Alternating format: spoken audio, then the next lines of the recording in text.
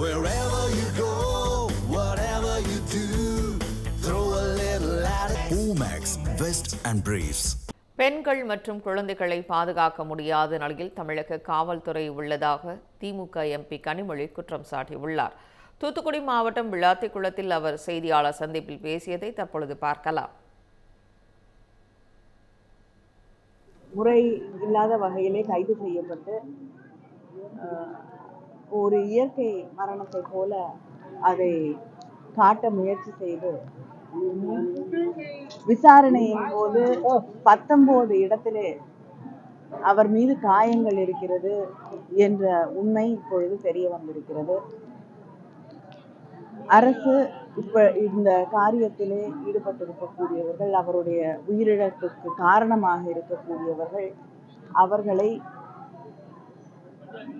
தண்டிக்க வேண்டும், அந்த குடும்பத்திற்கு ஒரு நியாயம் கிடைக்க வேண்டும் என்பதை நான் இங்கு வலியுறுத்தி தெரிவிக்க விரும்புகிறேன்.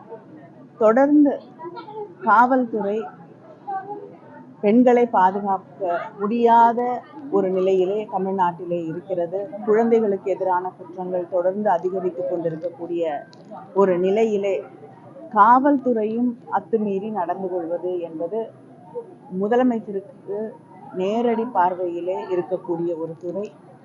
அது தன்னுடைய இஷ்டப்படி இயங்கக்கூடிய ஒரு நிலையிலே இருக்கிறது என்பது நிச்சயமாக கவலைக்குரிய ஒன்று.